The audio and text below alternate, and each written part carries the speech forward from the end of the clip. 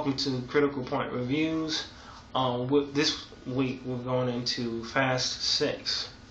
And I got a chance to see it already. I have not. You have not yet. I recommend you seeing it. Yes. It was really good. If you like, particularly if you like the last one, I like where I really like the last. You really like the last one.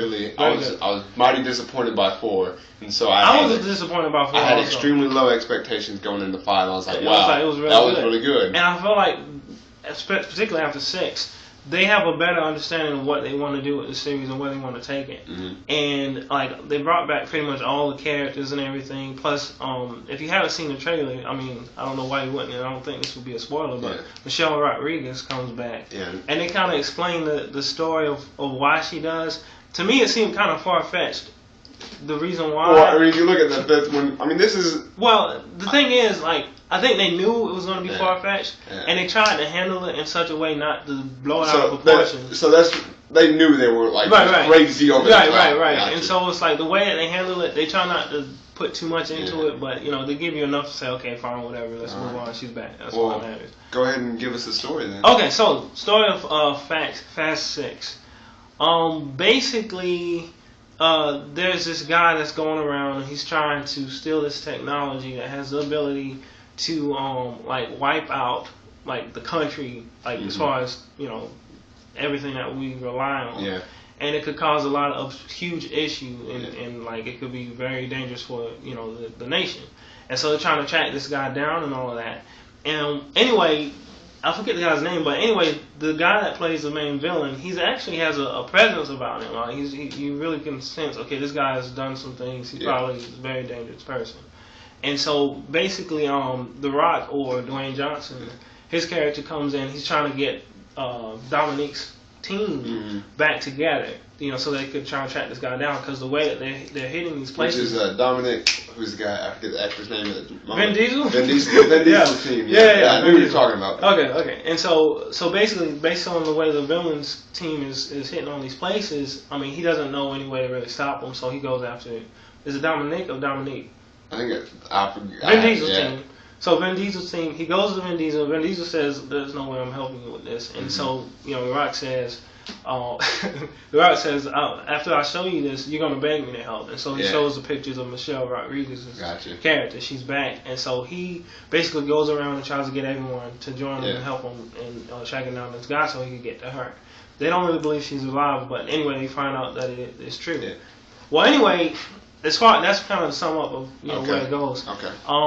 As far as the movie goes, it has, for one thing, it has one of the coolest cars I've seen in a movie since The Dark Knight, like since Batman Begins. With here's my question: how are the car chase? Now, I really enjoyed the 5th one, but I know the one car chase that even though you had the big action set piece, but I remember the one race with the cop cars. Okay. In the 5th one, did we have any good races in this one? I'm about to get to that. Okay. Hot Pursuit, I'm about to get to that.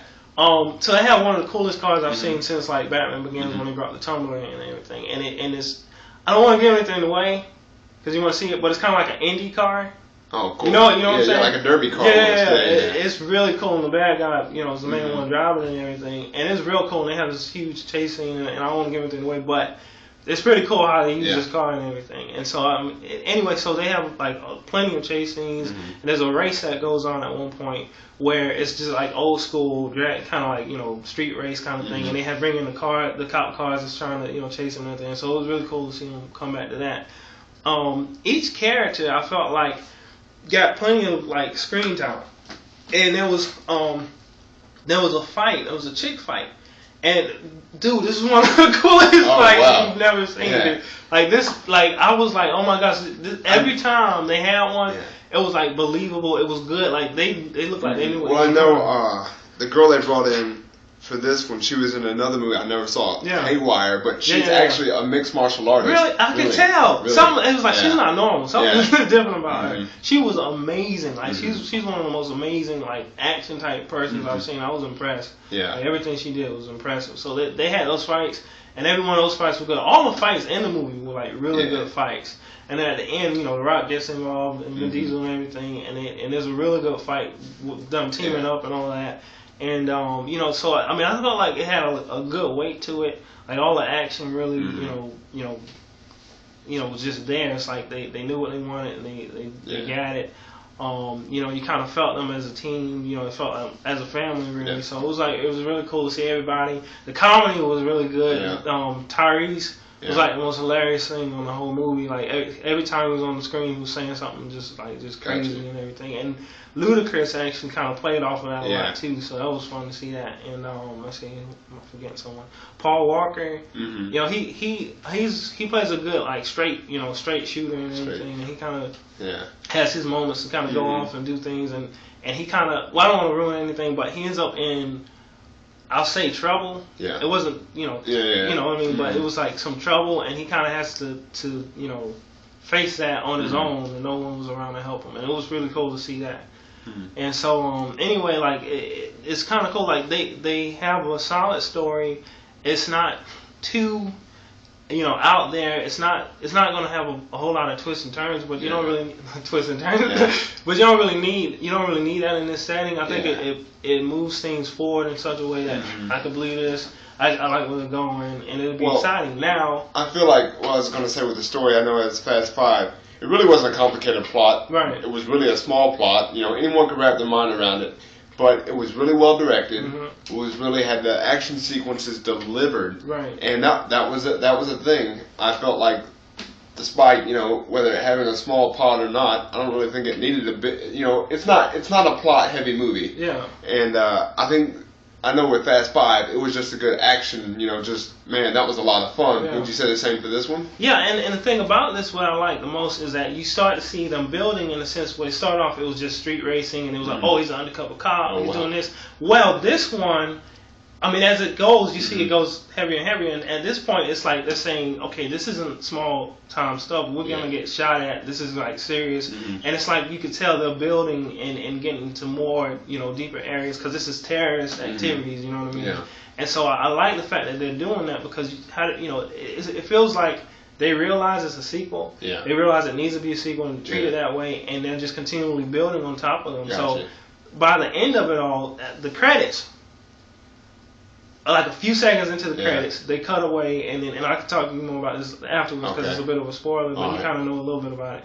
At the end of this credits, towards the beginning of the credits, they cut away, and there's a big surprise that happens. So stay for the end of the credits. Yeah, not to the very end, but just like the first few seconds. If you stood up and started walking, it'll start basically. Okay. And it's pretty cool, and I'm like, oh wow, because it's not what you would expect the ending to be like. Yeah. Like, because, you know, everything that's happening is like, okay, that's a good, you know, way to end it. It's a big swerve. Not mean to drop all that. But at the very end, it's like, wow, this is getting serious. Like, the next movie is going to be pretty intense based on how they end it. So, I mean... speaking of the next movie, I know is going to be directed by James Wan, who directed the first Saw and directed Insidious, which are So I'm really, and I know he's got a new horror. James Wan's got a new horror movie coming out, The Conjuring, and supposedly like in the test screeners, it's like one of the highest movies tested ever. He's doing the next Fast and Furious. That's gonna be intense. So that's pretty cool. I think he's a really promising director too. Like, so I'm really looking forward to that. Good, because the way they ended this, like it seemed like this next one is going to be a lot more dramatic, a lot more intense, a lot more like. Would you say this is better than Fast 5, or honestly, just as good? Well, here's the thing. Honestly, because I was saying, I think these are some of the most memorable moments I've seen in a Fast movie. Yeah. Because I will remember what I experienced watching this. Some of the other ones it kind of blends in with the rest of them, but I'm gonna remember this movie. So I'm definitely saying it's definitely better than 5. Oh wow! It's definitely better than 5. And 5, I enjoyed it a lot. I enjoyed 5 a lot too. But I can't say I remember everything. You know what I mean? Some of it kind of blends in with the other ones. So this one was a really good movie. And I guess my last question: how's The Rock? Because I really feel like The Rock is kind of to become the Schwarzenegger or Stallone of his day. He's got his hit and misses, but later, like now, it's kind of been more hits. Well, let me say this: I was looking at The Rock, and I was kind of wondering who's going to be the person to kind of rise above everyone else in the movie and show, okay, this is pretty much my movie and everyone else is like there. And what surprised me was that everyone that was in the movie had their solid time and a solid purpose. And when I looked at The Rock, it was like he had a role and they let him play his role, but it didn't overtake the team. The whole team still was you know, if anyone, I would say Dominique or Vin Diesel's character was still like centerpiece because that was a big part of the story. I mean, his family. And you kind of expect that, but at the same time, The Rock played a big role in you know, from what his perspective was and what he had to do. So I felt like if you were a big fan of The Rock, you would go into the movie and feel like they did justice to his character. Good deal. And with anyone else there, pretty much you would feel like they did justice to. Well, because I feel like I haven't seen the most recent G.I. Joe, but I feel if you go back and look at some of the Rock's older stuff, I mean, it's not that.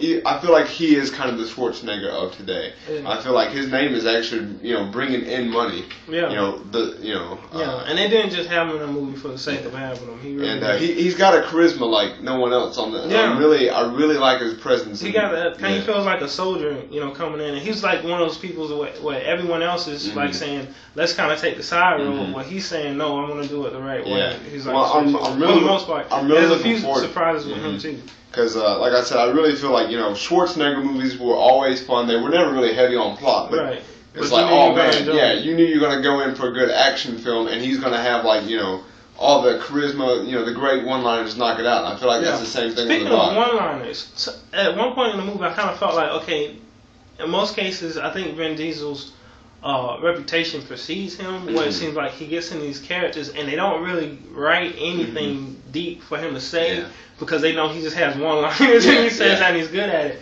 But in later on, when he actually had to speak and talk and stuff, it did feel like they tried to give him a little bit more to work with versus, you know, come at me, you know what I'm saying, or something like that, you know what I mean? It's like he actually did. But when he did the one-liners, no one else could really do them like Vin Diesel did. So that was cool to see them. Like, I just felt like they did try and play towards everyone's strengths. So. Good deal, man. Sounds like a good movie. So what would you give it? What did I give Star Trek? You gave Star Trek a 4.5 plus. Okay, that's what I thought. I'm easily giving this movie a 4. A 4 plus. I'll give it a 4 plus. Because, I mean, I went in not really sure how good it would be. I figured it would be at least as good as the other ones. Yeah. But this is one of the best ones I've seen. I would have to go back to watch all of them to really say it was the best, but it was definitely one of the best Good deal. I've ever seen in the series. I'm looking forward to Fast 7. Me too. Even though I haven't seen Fast 6, I'm looking forward to it. But good deal. So Leroy gave it a 4 plus. 4 plus. And that wraps it up this week for Fast 6. I was going to say we will try next week. I was going to, think people give a kind of option. I know we have The Purge, which is a horror movie coming out next week, and The Internship, I figured, which is the Wedding. I know it's not Wedding Crasher sequel, but it's got the two from. I know what you're talking about. So I was thinking, give the people the choice. Would you rather see I Don't Know if Much Ado About Nothing? That's another. Much Ado About Nothing. That sounds familiar. Yeah, that's a kind of a Shakespeare movie from the director of The Avengers. It's like Shakespeare modern day. You have to go see the trailer. Is it a musical? No, it's like a comedy kind of. Okay. Well, I say we give the choice. Leave it in the comments. Whatever movie you'd like us to see. I guess The Purge and The Internship are probably the two big movies. No, Epic already came out. Yeah, Epic already came out. So I guess The Purge or The Internships or Much Ado About Nothing. Whichever movie you'd like us to go review that next weekend, drop it down in the comments, and possibly next weekend we will bring in the segment. So just stay tuned. One of the segments. One of the segments. So please stay tuned, and thanks for watching Critical Point Reviews.